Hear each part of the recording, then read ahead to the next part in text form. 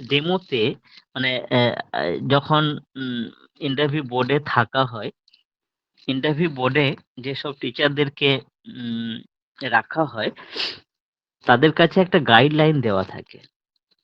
যে গাইডলাইন অনুযায়ী তারা মার্কসটা দেবেন এবং এই গাইডলাইনগুলো একমাত্র ওই টিচারদের পক্ষেই জানা সম্ভব। অন্য কারুর পক্ষে কিন্তু এগুলো জানা সম্ভব না। আমরা মূলত কি করি? YouTube এ ভিডিও দেখে আমরা অনেক কিছু শেখার চেষ্টা করি। কিন্তু এটা খেয়াল করবে ওখানে যাদের ভিডিও দেখো তাদের কারোর পক্ষেই এই জায়গাগুলোয় পৌঁছানো সম্ভব নয়। এটা একেবারেই মূল জায়গা, যেগুলো বলছি একটু মন দিয়ে শোনো। আমরা যদি ডেমোর পার্টটা মানে ডেমো কিভাবে করব, কি পড়বো সেটা আমি পরে আসছি।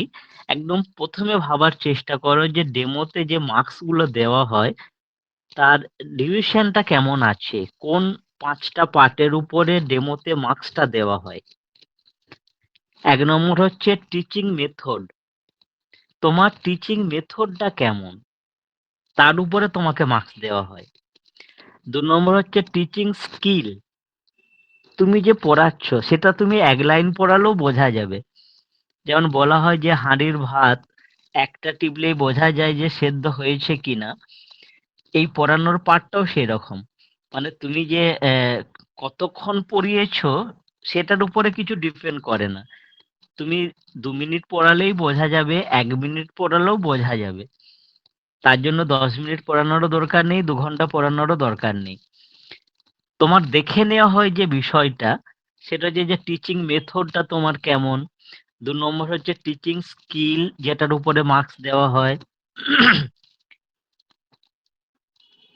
সব্যসাচী কি একটু স্পিকারটা কি অফ করবে? একটা আওয়াজ আসছে দেখো। আমি অফ করে দিচ্ছি।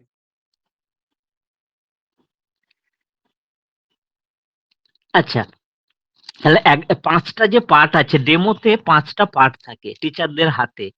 যে ৫টা পার্টের উপরে টিচাররা মার্কস দেন। ১ হচ্ছে টিচিং মেথড, ২ নম্বর টিচিং স্কিল, ৩ নম্বর বলা হচ্ছে কম্পিটেন্সি মানে পারদর্শিতা বা কর্মদক্ষতা যেটা বলা হয়। ৪ নম্বর হচ্ছে বোর্ড ইউজ, ৫ নম্বর হচ্ছে টিএলএম মানে টিচিং লার্নিং মেটেরিয়াল তুমি কেমন ভাবে ব্যবহার করছো, যেটার উপরে ডেমো দিচ্ছ তার উপরে। এই ৫টা পার্টের উপরে অ্যাকচুয়ালি মার্কসটা দেওয়া হয়।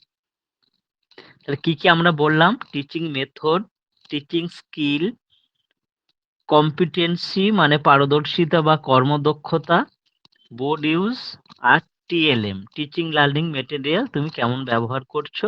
এই ৫টা ফিল্ডের উপরে মার্কস দেওয়া হয়। আগে এটা ৫ নম্বর যখন ছিল তখন এই ৫টা ফিল্ডে ১ নম্বর করে দেওয়ার একটা হিসাব ছিল। এখন নাম্বারটা ১০ হয়েছে মানে এগুলো ধরো ২ নম্বর করে ভাগে পড়বে। যাই হোক, এই ৫টা পার্টের উপরে টিচাররা মার্কস দেন। এবার আমাদের কেমন ভাবে তৈরি হতে হবে? না, ধরো এই যে ৫টা পার্ট আমরা বললাম, তার একটা পার্ট হচ্ছে বোর্ড ইউজ।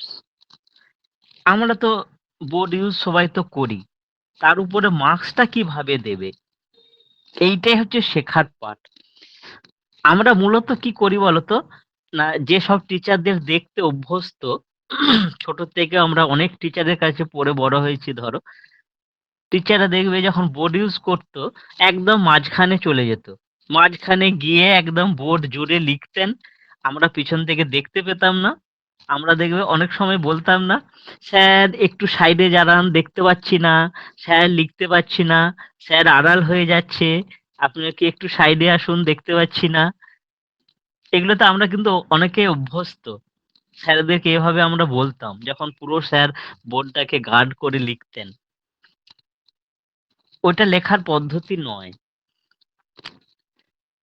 তোমাকে ধরো যখন ডেমো দেখাতে হবে, তাতে ২ মিনিট হোক আর ৫ মিনিটই হোক, তোমাকে তো একটা বোর্ড ইউজের ব্যাপার তো থাকবেই। তুমি ধরো বোর্ডে একটা ওয়ার্ড কিছু লিখছো। ওই একটা ওয়ার্ড লিখতে গিয়ে তুমি বোর্ডটা কেমন ভাবে ব্যবহার করছো তার উপরে নাম্বারটা চলে আসবে। তার মানে আমরা যখন বোর্ড ইউজ করব, আমাদের ৬০ ডিগ্রি অ্যাঙ্গেলে দাঁড়াতে হবে। সাধারণত আমাদের টিচারদের যে বোর্ড ইউজ দেখেছি সেটা নয়, একেবারেই সেটা রং মেথড। আমরা 60 ডিগ্রি অ্যাঙ্গেলে দাঁড়িয়ে বোর্ডে লিখছি কিনা, এটা একটা পার্ট।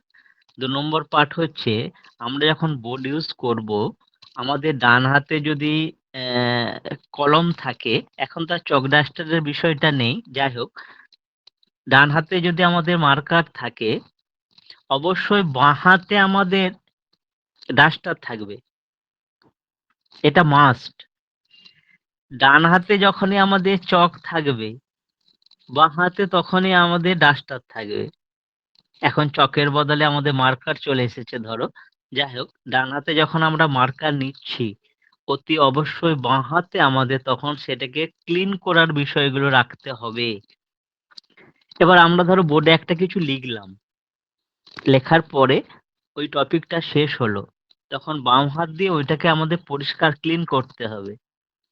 এই যে আমরা কেমন ভাবে ইউজ করছি, এটার উপরে মার্কস পাবে। এবার এই ৫টা পার্ট কি, এগুলোকে কিভাবে ব্যবহার করব, যদি আমাদের কখনো অনলাইনে দেখানোর সুযোগ হয়, তখন আমি এগুলোকে ডিটেলস দেখিয়ে দেব। কারণ এগুলো ঠিক ফোনেতে বলে বোঝানোর বিষয়টা ঠিক নয়। তবুও আমি আরেক ছোট, ছোট ২-১টা পার্ট একটু বলে দিই এই পার্টটাতে। আমরা যখন বোর্ড ইউজ করছি, দেখো এই ডেমোটা ২ রকম ভাবে হতে পারে। একটা হচ্ছে যে গতবারে আমাদের ডেমো যেভাবে হয়েছে সেটা আগে বলি। আর কিভাবে হতে পারে, দুটো পার্টি আমাদের তৈরি করে রাখতে হবে। গতবারে ডেমো যেভাবে হয়েছে, ডেমোর জন্য আলাদা কোনো